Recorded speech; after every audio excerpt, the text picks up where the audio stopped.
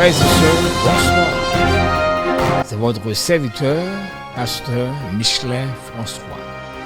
Nous saluons dans le précieux nom notre Seigneur et Sauveur Jésus-Christ. Comme nous t'ai annoncé, on peut continuer avec une série de formations que nous t'ai entamé sous l'apologétique et évangélisation. Et nous espérons que on va prêter attention soutenue avec vidéo ça que nous allons lancer pour même à ce croyant. Bon Dieu bénir et bonne écoute.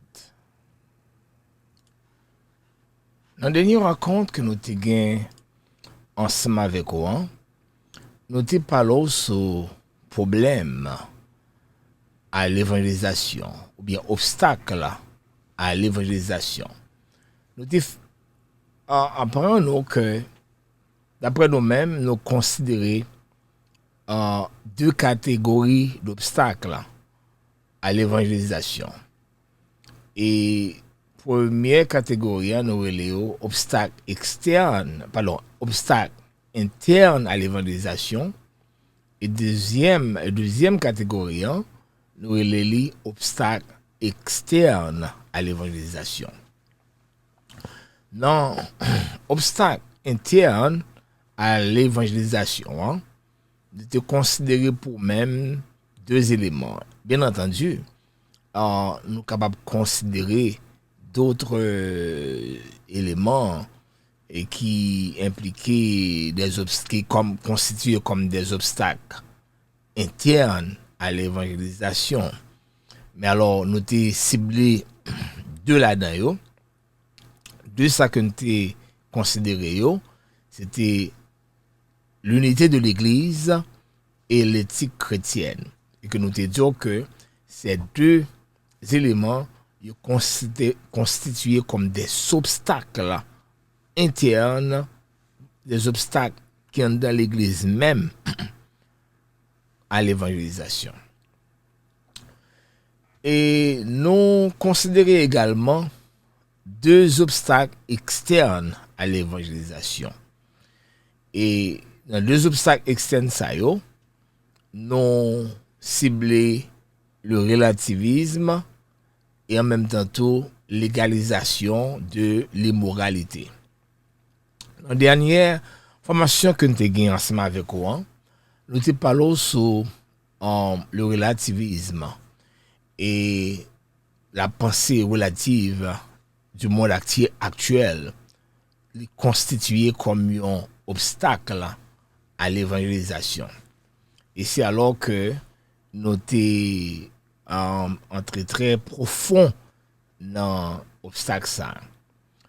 Et je dis à nous, pour aller commencer avec deuxième obstacle externe à l'évangélisation, ça que nous légalisation de l'immoralité. Nous sommes capables de dire que obstacle ça, légalisation de l'immoralité, les capables de dire c'est un résultat du problème de la pensée relative du monde. Et c'est peut-être ça que nous voulons prendre un petit temps pour nous capables de montrer comment ces deux choses sont reliées ensemble. Et avant, on a fait un rappel de façon que nous défini la pensée relative du monde. Le relativisme signifie, comme nous te disons, non seulement que nous devons relier les choses, mais aussi qu'il n'y a pas de vérité ultime possible. Parce qu'il n'y a pas de fondement fixe, de fondement permanent ou privilégié en dehors de nos propres perceptions, en dehors de nos croyances ou de nos cultures, à partir desquelles juger quelque chose comme étant plus vrai qu'une autre. À partir de cette définition, nous allons laisser faire un pont entre ça nous était dit auparavant avec ça que nous allons dire là. Et question que nous sommes capables de poser, la meilleure question, est-il vrai qu'il n'existe pas de norme ou d'une référentiel sûr, universel, pour nous capables de juger entre ça qui est vrai de ça qui est faux? Nous sommes capables de dire catégoriquement non. Nous voulons dire que oui, il existe une référentiel sûr, universel, pour nous capables de juger entre ça qui est vrai de ça qui est faux. D'ailleurs, l'homme, dans sa conscience, instinctivement, il reconnaît et il sentit le besoin d'agir sur la base de normes universelles. C.S. Lewis, dans le livre que il a écrit, Mere Christianity, dans le premier chapitre du livre là, et premier chapitre là, il est titré comme ça, Law of Human Nature, ou bien la loi de la nature humaine. Dans le premier chapitre livre ça, monsieur montrait que il montrait right and wrong, c'est-à-dire ça bien et mal comme un clou, comme un moyen pour capable découvrir, n'est-ce pas, la signification de l'univers. Ainsi, à partir de cela, nous sommes capables de dire clairement il doit y avoir une référentielle universelle de la vérité. Contrairement à ça, et pensée relative, dit, comme c'est pas gain vérité, la vérité n'existe pas, parce que pas un référentiel sûr, universel qui existait. Mais à un moment, ça, nous voulons dire oui, un référentiel sûr qui existait, qui est lié à la vérité. Il y a un référentiel, une bonne référentiel de la vérité. Alors, la question, c'est quoi une bonne référentiel? Et comment nous sommes capables de découvrir la nature d'une bonne référentielle de la vérité? Une bonne référentielle de la vérité doit être fixe, doit être immuable, unique et universelle. Et qu'est-ce que la vérité? C'est une question ironique que Pilate t'a posée avec Jésus.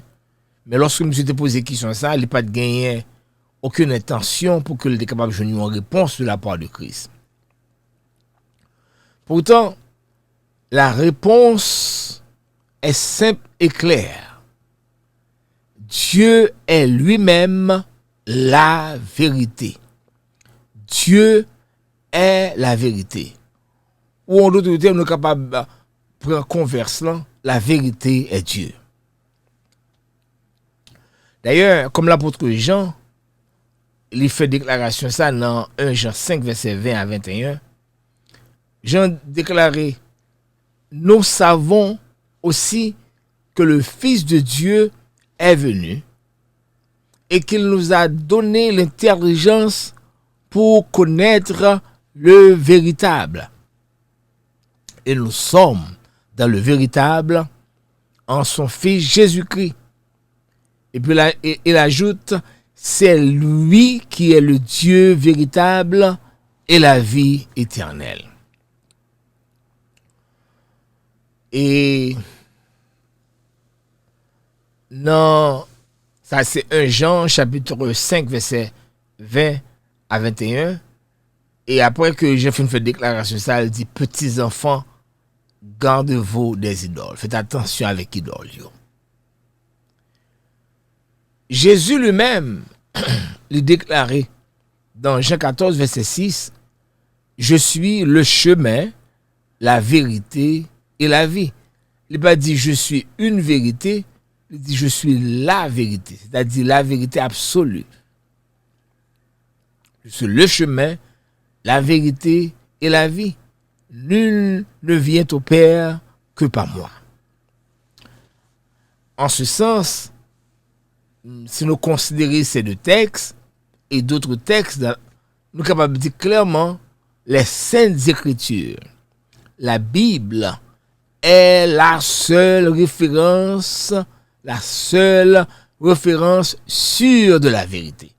Les Saintes Écritures, c'est la référence sûre, unique, universelle, immuable de la vérité. C'est pour l'une des raisons, réformateurs, tu fais déclaration ça que et la Bible est la seule autorité en matière de foi et de doctrine. Alors, bien aimé, avec l'absence de normes, c'est-à-dire avec l'absence et d'une référentielle sûre ou d'absolu, ce qui est immoral est devenu moral. Ce qui est moral est devenu immoral. Donc, alors, on est capable de comprendre comment nous sommes capables de dire que la pensée relative lui fait connexion avec l'immoralité. Ce qui était immoral devient moral. Ce qui était moral devient immoral. Parce que pour le relativiste, ce qui est vrai pour vous, il n'est pas obligé vrai pour moi. Ce qui est faux pour vous, il n'est pas obligé faux pour moi. Donc c'est en ce sens que, avec légalisation de l'immoralité, eh bien ça vient rendre que l'Église gagne on capable de dire en forte difficulté. L'Église n'est-ce pas vient en façon obstacle, n'est-ce pas, qui empêche d'évangéliser de manière efficace. Cependant, et Paul étant d'autres apôtres, tant étape évangélisé, pas tout à fait différent de nous-mêmes, parce que Paul a fait face avec le problème de l'immoralité, de légalisation de l'immoralité à son époque, particulièrement lorsqu'on a lu, n'est-ce pas, Romains chapitre 1 et 2, et lorsqu'on a dit comme ça que et la colère de Dieu se révèle à cause et le fait que il tenu, n'est-ce pas, la vérité captive. De la même manière, dans le monde que nous vivons là, société ça, avec cette pensée relative, yo kembe, n'est-ce pas, la vérité captive. Et c'est alors que, comme nous disons, et la Bible est la seule référence sûre de la vérité, la seule autorité en matière de foi et de doctrine. Et ceci avec l'absence de normes ou d'absolu, ce qui est immoral est devenu moral, ou ce qui est moral est devenu immoral. D'ailleurs, Jésus-Christ a annoncé non ça longtemps lorsque il était là, montrant l'accroissement de l'iniquité. Ainsi, bien entendu, l'iniquité, l'injustice sociale, l'immoralité, yo capable de développer considérablement et avec cette pensée relative du monde. Comme Jésus a dit, et parce que l'iniquité se sera accrue, la charité du plus grand nombre se refroidira. Si nous sommes capables de dire qu'il y a plusieurs bagages qui sont responsables de l'accroissement de l'iniquité, c'est la pensée relative, le problème, n'est-ce pas, disant qu'il n'existe pas de vérité, eh bien, nous sommes capables de dire manque d'objectivité, eh bien, tout ça est contribuer, n'est-ce pas, avec l'accroissement de l'iniquité. D'ailleurs, avec cette pensée relative du monde, avec ce qui est vrai devenu, tout ce qui est vrai pour vous n'est pas vrai pour moi. Donc ça veut dire qu'il n'y a pas d'objectivité. Tout le bagage qu'on y a là basé sous la subjectivité. Là nous dit subjectivité, c'est-à-dire que on bagage qui est subjectif, il parle aussi clairement et pour que vrai pour tout le monde. Donc c'est-à-dire et puisque le monde qu'on y a là, il est devenu tout à fait subjectif et pas gain aucune objectivité, eh bien pas gain loi, la loi censée on prend perdu force li. Depuis loi perdu force, depuis loi pas gain force encore parce que la loi elle est basée sur n'est-ce pas sur la base d'une objectivité. On prend lorsque au fond de la loi, on prend lorsque basé sur une série de et pensée tout à fait objective, c'est-à-dire un bagage qui sûr, un bagage qu'on capable appuyer sur lui-même, un bagage qu'on pas capable de dire là que le vrai de monsieur il faux. Et c'est pour l'une des raisons qu'on y a là avec cette pensée relative, la loi on va perdre du valeur et puis c'est comme ça que l'iniquité, n'est-ce pas, les développer, l'iniquité s'accrue. On va l'unité accroître considérablement. L'injustice sociale, l'immoralité, toute bagaille ça yo appé grandir, yo accroître considérablement. So, l'absence au manque de justice, absence au manque d'objectivité, absence au manque de loi, ce sont des choses qui causent, n'est-ce pas, l'accroissement de l'iniquité dans le monde. En fait, qui est ce monde qui est tout problème ça? Qui est-ce qui est tout cela? C'est Satan le diable. C'est le diable. Comment on prend l'été fait sur le peuple Israël, on prend, et de la même manière que l'esprit de Baal lui envahit le monde actuellement. Well,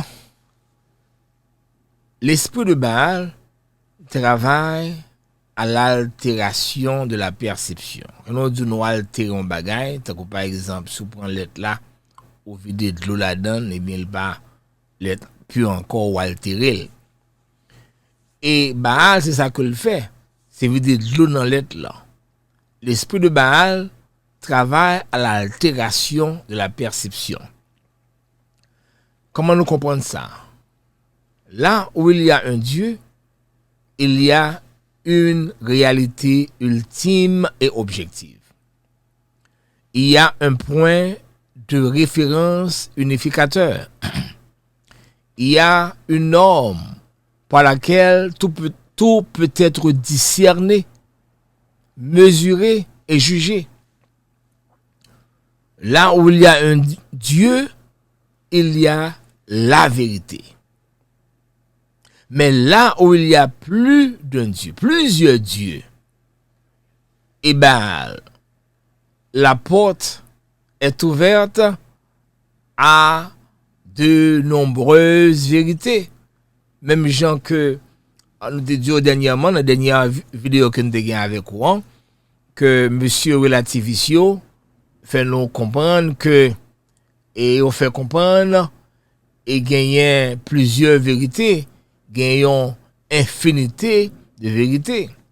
Ce qui est réellement, et capable de dire, qui confuse, qui tout à fait, et jeter mon dans la confusion. Oui. Là où il y a plus d'un Dieu, ou plusieurs dieux, la porte la lui ouvrir à de nombreuses vérités. Des vérités contradictoires. Donc, aucune vérité. D'ailleurs, c'est perspective Baal, ça. C'est perspective adversaire à ça. Pour lui jeter tout le monde dans la confusion, et puis finalement, pas aucune vérité qui existait. Et nous voyons voir que c'est ça qui est passé avec le peuple Israël, qui était la récolte dans l'idolâtrie. Et comme le prophète l'a expliqué, quand on fabrique une idole, on fabrique son propre Dieu. D'après que c'est même gentil, le monde actuellement, chaque monde fabrique son propre Dieu par eux. Et ses propres vérités par eux. On fabrique son propre Dieu et donc sa propre réalité ultime et sa propre vérité. Chaque monde bâtit propre Dieu yo, propre réalité yo et propre vérité yo. Et bien entendu, est-ce qu'on peut créer la vérité? Quand on crée la vérité devient une fabrication et cesse d'être la vérité. Et quand on crée ou maintient sa propre vérité, la vérité cesse à nouveau d'être. Et ça l'est clair. Et non pas capable de dire comme ça que 2 plus 2 et je dis à la l'égale 4 et puis demain si Dieu veut l'égale 5 après demain l'égale 6. So, nous sommes capables de dire que un signe de la subversion de la culture qui est forgée par Satan le diable, par Baal, c'est, et nous sommes capables de dire que culture là, li détourner de l'objectivité pour que le tombe, n'est-ce pas, dans subjectivité. Et c'est ça qui a passé Kounia là même. Enfin, dans le monde. Et c'est ça qui fait que nous joignons tant de problèmes. C'est ça qui montre nous tout que Christ pas trop long pour le retourner. Et nous-mêmes l'Église. Qu'est-ce ça qu'on a fait? Est-ce que on a fait œuvre qui va dans le monde? Oui. Et nous voyons ça qui a passé aux États-Unis actuellement. Nous voyons ça qui a passé dans le monde actuellement. Et quand pas gain objectivité, eh bien la loi s'affaiblit. Et quand la loi est affaiblie, la justice faillit. Nous voyons voir que dans Proverbe 14, verset 34, le sage Salomon lui déclarait: la justice élève une nation, mais le péché fait la honte des peuples. Si donc il n'y a aucun standard pour juger entre ce qui est bien de ce qui est mal, la justice devient à la merci des privilégiés de la société. Et c'est la raison du plus fort est toujours la meilleure, comme dit La Fontaine. Et c'est ça qu'on a vécu qu'on y a la même. Avant la déportation babylonienne et sous l'influence de Baal, la société juive était, nous capables de dire, était fait même expérience ça. C'est peut-être ça que Habakkuk te font une déclaration que nous allons lire pour même, que nous lisons dans Habakkuk chapitre 2. Il dit: jusqu'à quand, ô Éternel, j'ai crié et tu n'écoutes pas. J'ai crié vers toi à la violence et tu ne secours pas. Pourquoi me fais-tu voir l'iniquité et contemples-tu l'injustice? Pourquoi l'oppression et la violence sont-elles devant moi? Il y a des querelles et la discorde s'élève. Et puis il va l'ajouter: aussi la loi n'a point de vie, la justice n'a point de force. Pourquoi?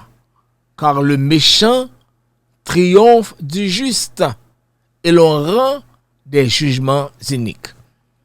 Comment le méchant triomphe du juste? Chaque fois que moi je vais dans le texte, ça, je voulais faire analyse ça. Quand il dit le méchant triomphe du juste, il dit c'est lorsque qu'on y a la gon jugement qu'a fait dans le tribunal. Et puis monde qui est coupable là, il y a plus témoins, plus faux témoins qu'a et supporter lui, qu'a inventé, qu'a forgé prendre et vérité pour lui, pendant que monde qui juste lui-même, il est très faible, il pas aucun, il pas presque un témoin même, et tellement que monde qui coupable là gagne des témoins, eh bien le triomphe, c'est ça le dire. Et ça Habakkuk dit, il dit comme ça que et Habakkuk dit dans le texte, la justice n'a point de force, car le méchant triomphe du juste. Et puis elle lie déclaration ça et l'on rend des jugements uniques. Le fait que méchant le triomphe du juste, c'est comme si méchant si que le gagne 50 témoins qui supporté et puis l'autre juste lui-même il gagne seulement 5, et bien finalement et que et juge n'a pas l'obligé bail justice avec méchant et puis condamner le juste. Et c'est ça que Habakkuk t'a vivre. Eh bien, c'est exactement ce qui arrive dans le monde actuellement. Il n'y a pas de vérité. Quand on revient à un point ça, toute bagage subjective. Et la loi perd toute objectivité. Et c'est comme ça, l'iniquité s'accrue, l'immoralité s'accrue, et en même temps, tout l'injustice sociale accroît considérablement. Et c'est alors, comme nous disons, avec l'absence d'objectivité, la loi n'a point de vie, la justice n'a point de force, et l'amour du plus grand nombre se refroidit. Ainsi, porte-là est grandement ouvert à l'immoralité, porte-là grandement ouvert au péché. Même je s'atteigne pour le peuple Israël, avant que le Seigneur t'ait voué Israël en captivité. Problème de perversion sexuelle, problème de méchanceté, particulièrement Israël délivré n'a fait sacrifice pour sacrifier Timouni, n'est-ce pas, à Moloch, tout ça. Et que toute méchanceté ça yo, toute immoralité ça yo, fait que Israël allait en captivité. De la même manière, le monde, ce qui attend le monde, le jugement de Dieu pas trop loin pour le retourner. Bon, la grande tribulation pas trop loin pour le venir. C'est peut-être ça l'église besoin réveiller elle. L'église, réveillez-vous. Parce que Christ est à la porte. Réveillez-vous. Pour nous évangéliser le monde. Pour nous faire connaître que Christ a venu. Christ pas trop loin pour le retourner. Préparez-vous. Cherchez prendre des formations. Cherchez, n'est-ce pas, et créer des groupes de leaders, des groupes dans l'église pour nous capables évangéliser, pour nous capables connaître qui gens, pour nous étudier par là ensemble, pour nous évangéliser le monde. Parce que le Seigneur, il vient pour nous demander nos comptes de responsabilité dans le monde, ça lorsqu'il va retourner. C'est peut-être ça que ce messe a pour offrir aux formations ça yo. Pour encourager, n'est-ce pas, pour capable de faire œuvre qui va dans le monde en tant que chrétien. Que bon Dieu bénisse, que le Seigneur accompagne. Nous espérons très bientôt dans la prochaine vidéo que nous allons offrir. À bientôt.